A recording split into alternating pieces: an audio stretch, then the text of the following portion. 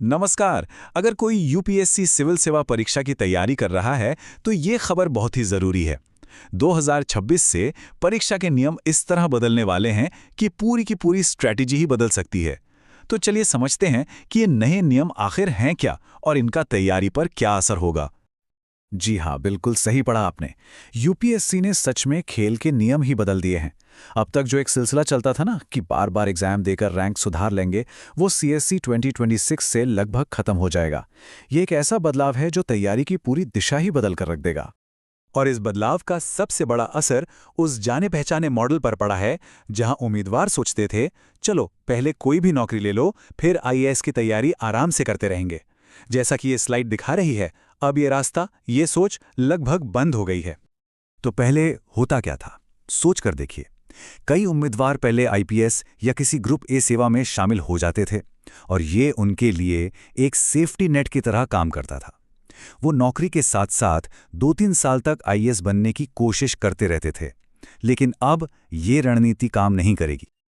ये स्लाइड पुराने और नए सिस्टम का फर्क बिल्कुल साफ कर देती है। बाईं तरफ पुराना सिस्टम था, एक ऐसी सीढ़ी जिस पर बार बार चढ़ने की कोशिश की जा सकती थी। लेकिन अब दाईं तरफ देखिए, नया सिस्टम है जहां आपको पहले ही प्रयास में अपने लक्ष्य पर सटीक निशाना लगाना होगा। अब वो कोई भी पोस्ट ले लो वाली रणनीति नहीं चलेगी।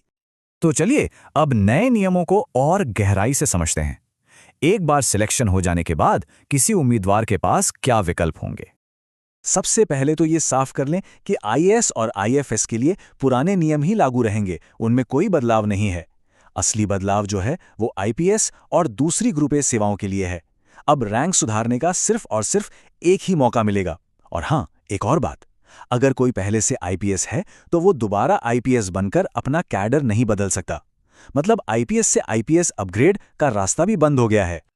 नए नियमों का जो सेंटर पॉइंट है वो है ये वन टाइम परफॉर्मेंस इंप्रूवमेंट। इसका मतलब बिल्कुल सीधा सा है। अगर किसी का चयन आईपीएस या किसी ग्रुप ए सेवा में होता है तो उन्हें अपनी रैंक सुधारने के लिए परीक्षा में दोबारा बैठने का सिर्फ और सिर्फ एक मौका मिलेगा, बस एक। तो एक चयनित उम्मीदवार के पास अब साफ तौर पर 3 रास्ते हैं।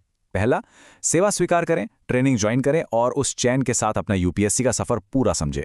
दूसरा, ट्रेनिंग छोड़कर वन टाइम छूट का इस्तेमाल करें और अगले साल रैंक सुधारने की कोशिश करें।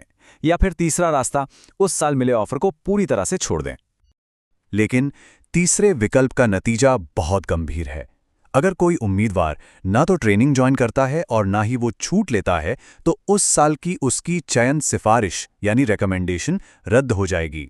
इसका मतलब है उन्हें बिल्कुल शून्य से, जीरो से शुरुआत करनी होगी। इस टाइमलाइन से समझिए, मान लीजिए सीएससी 2026 में किसी का आईपीएस में चयन हुआ। उन्होंने सीएससी 2027 में एक बार की छूट का इस्तेमाल कर लिया। अब अगर वो 2028 में फिर से परीक्षा देना चाहते हैं तो उन्हें अपनी सेवा से इस्तीफा देना होगा। मतलब सरकारी कुर्सी पर बैठकर तैयारी करने का दौर अब नहीं चलेगा। एक और जरूरी नियम है, इसे ध्यान से समझिएगा। अगर किसी उम्मीदवार का पिछले साल की परीक्षा से आईएएस या आईएफएस में चयन हो जाता है और ये रिजल्ट मौजूदा साल की प्रीलिम्स परीक्षा के बाद आता है तो उन्हें मेंस परीक्षा लिखने की अनुमति नहीं मिलेगी। यूपीएससी का मानना है कि आईएएस या आईएफएस मिलना ही अंतिम चयन है। अब सवाल ये उठता है कि यूपीएससी ने ये बदलाव किए क्यों? इसके पीछे की सोच क्या है? यूपीएससी का संदेश बिल्कुल साफ है। पहला, वो चाहते हैं कि उम्मीदवार जल्दी फैसला करें। दूसरा, सेवाओं को सिर्फ एक स्टॉप गैप या एक अस्थायी पड़ाव की तरह इस्तेमाल न किया जाए। और सबसे जरूरी बात, इस पुरानी व्यवस्था के कारण जो सीटें सालों तक खाली रह जाती थीं, उस बर्बादी को रोका जा सके। तो इन सब का उम्मीदवारों की तैयारी पर क्या असर पड़ेगा? उनकी रणनीति अब कैसे बदलनी चाहिए? अब तक जो एक आम सोच थी कि पहले कुछ मिल जाए फिर देखेंगे, वो अब खतरनाक साबित हो सकती है। 2026 से ये मानसिकता उम्मीदवारों को बहुत भारी पड़ सकती है। तो यहाँ सबसे बड़ी बात यह है कि अब निर्णायक होना और एक स्पष्ट लक्ष्य रखना पहले से कहीं ज्यादा जरूरी हो गया है। अगर लक्ष्य आईएएस है तो तैयारी भी शुरू से उसी स्तर की होनी चाहिए। अब आधे अधूरे मन से काम नहीं चलेगा। तो आखिर में ये सवाल रह जाता है, क्या ये बैकअप प्लान वाले दौर का अंत है? ये एक ऐसा बदलाव है जो आने वाले सालों में सिविल सेवा परीक्षा के पूरे परिदृश्य को, पूरे लैंडस्केप को बदल कर रख देगा। इस पर सोचने की जरूरत है।